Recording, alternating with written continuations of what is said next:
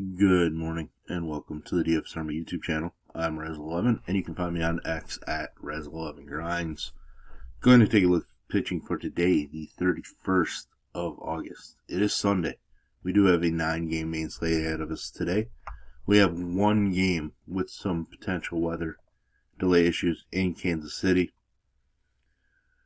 Winds blowing in Cleveland, which I think is probably an interesting thing for us. In New York. In Toronto, even though they're probably in the Dome, in Washington, across the field in Boston, out in Minnesota, out in Chicago.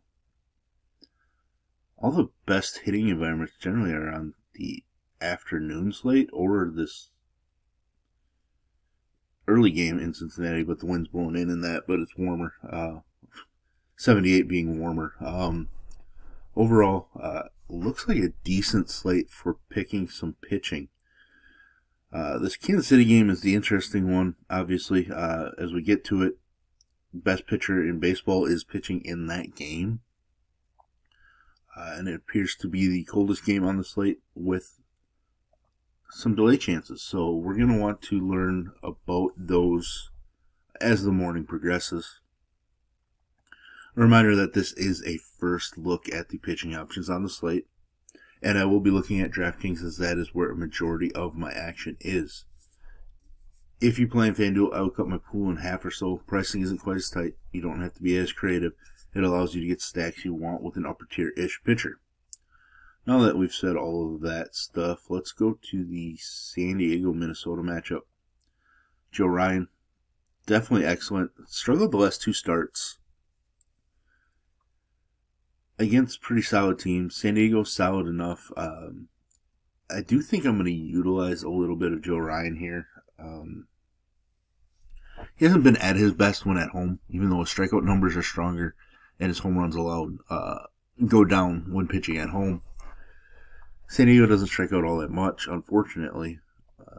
But Joe Ryan is, one of the better pitchers in baseball, so I don't mind utilizing him in hopes of a bounce back.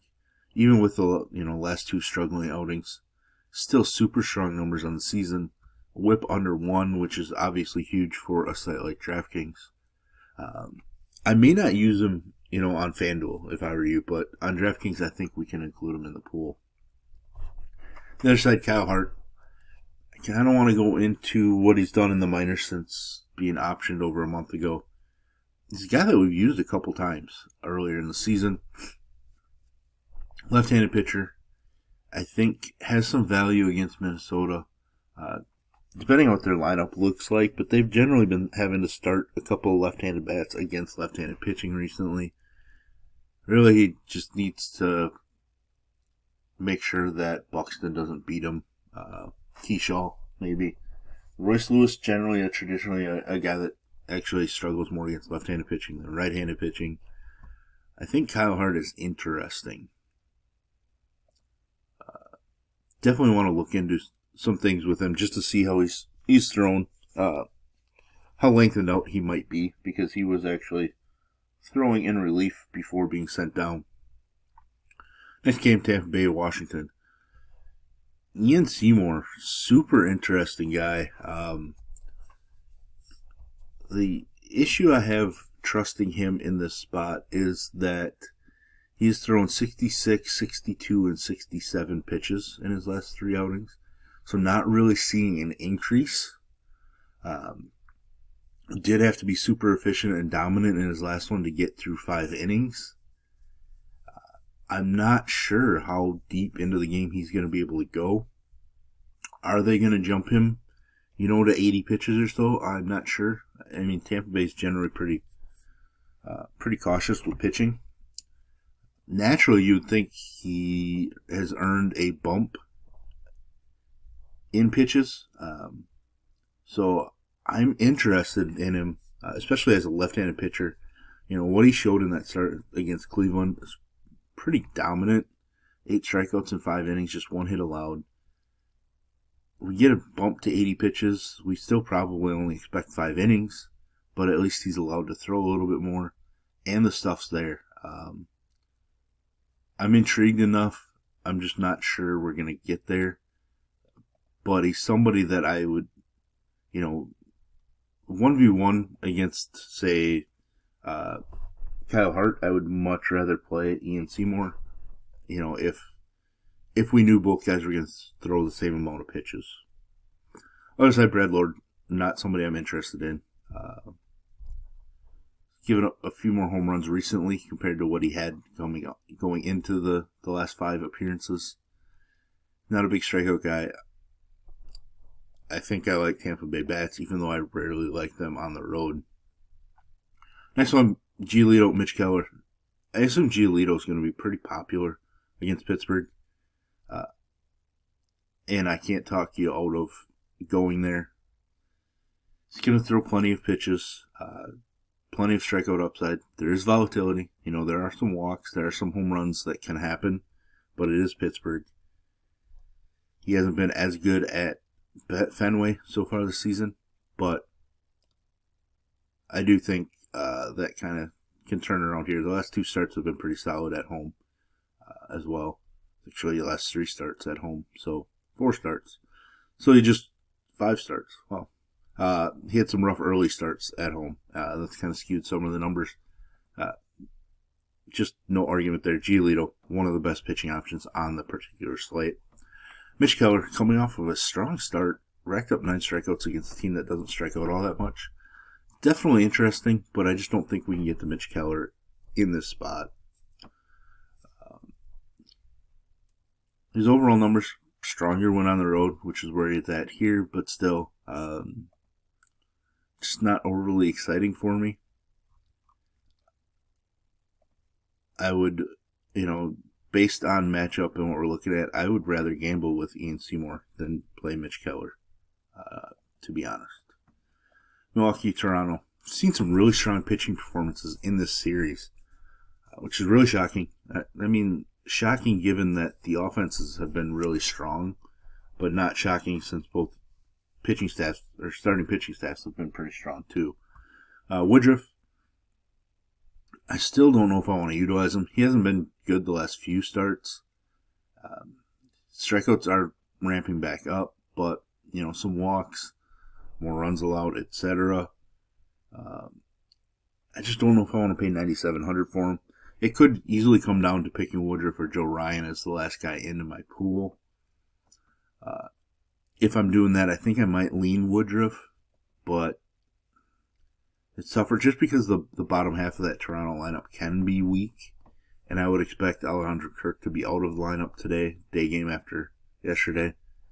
He obviously could be in it, but Sundays generally we get backup catcher day. So the other side, Max Scherzer can certainly be strong. Two earned or fewer in 4 out of his last 5 starts.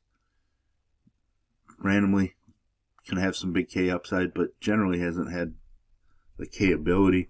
I just don't think we can use him against Milwaukee. Maybe it'll bite me, but I'm just not going to jump on the Toronto train after passing on Bieber and Gausman the last 2 days to play Max Scherzer. Cleveland, Seattle. Now, I mentioned this one was interesting with the wind blowing in from right field, which is, for lefties, which is important in this ballpark because left-handed hitters have a lot more power in this ballpark. Tanner Bybee has had a really bad year. With that said, I think I'm willing to go back to Tanner Bybee today. He has pitched at his best when at home. Only 7 of his 25 home runs allowed have been at home. His overall numbers at home are pretty decent. So, if you could have picked up some more wins in here, you could have added a couple more points per game, and all of a sudden you're looking at like 17 fantasy points per game when pitching at home. It's pretty respectable. So I do think I want to utilize some Tanner Bybee in this spot. Likewise, Bryce Miller has looked atrocious in his return.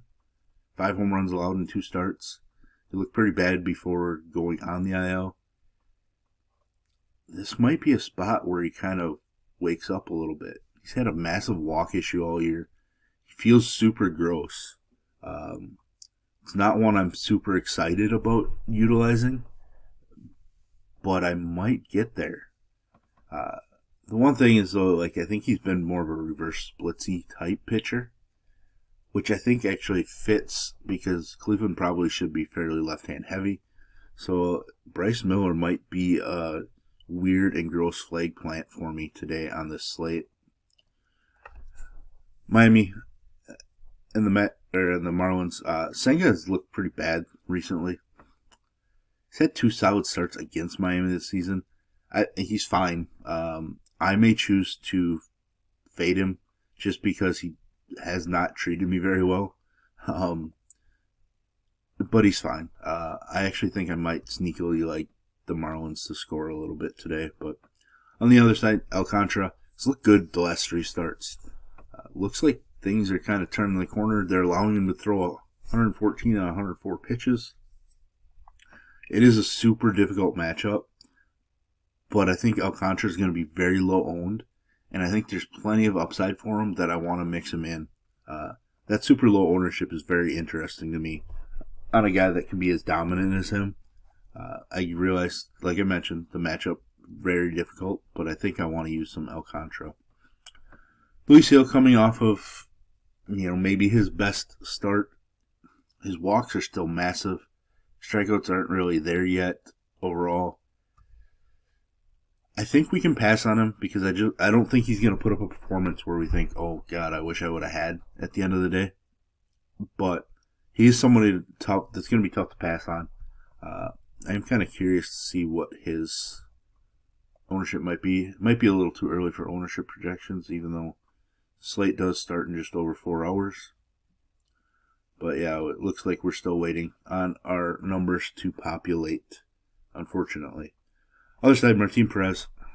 Really 2 strong starts in a row. Absolutely dominant. I'm not banking on that against the New York Yankees, so I'm just going to pass. If he puts up a 20, he puts up a 20, and so be it. But I don't have a problem moving on from there. LA and Houston, Hunter Brown. Second half of the season, not like the first half. With that said, his defense has let him down. Did so in this game too. Was strong against Detroit. Pretty solid against Boston here. Solid against Boston here. Decent against New York.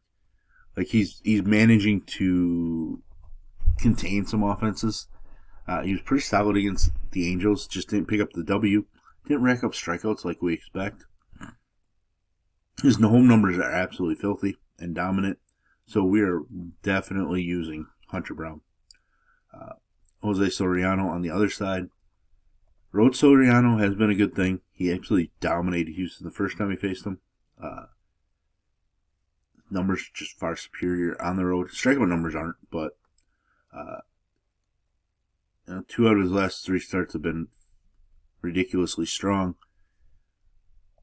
Probably going to have to use some Soriano. I will be going back to the Houston Bats because he does tend to allow a lot of base runners. And base runners can lead to big innings. So Soriano's one of those guys that we probably want to utilize, but then definitely want to stack against. Last game of the slate, the game that I mentioned with some rain possibilities. Terry Skubal, 2 starts against Kansas City this season. 1 for 28.5. Didn't pick up the win. Could have been a really strong start. Struggled from an upside standpoint in the other one. He's a few more base runners, but overall his line was decent. Just not any fantasy points. Back-to-back 32-plus fantasy point performances. We're definitely going with Tariq Skubal on the slate, even though they don't strike out as much as other teams. And Michael Wacha, scheduled to make his return. Somewhat interested, but like his last start came against Detroit, and he struggled. But his first couple have been decent, and Detroit can strike out. But that's one I'm going to have to think about as the morning progresses. Anyways, that is what I have for you. If you enjoy what I bring to you, please hit the like button, hit the subscribe button, turn the notification bell on, get the alert anytime we drop videos here at DFS Army. If you want to join us, get access to our coaches, tools, sheets, Discord, etc., I'll put links in the description below. You can use promo code KICKOFF2025, which will get you 20% off a VIP membership for life. It's a temporary one, so take advantage of that. And check out the merch store. I will drop a link in the description below. You can check out my products as well. Best of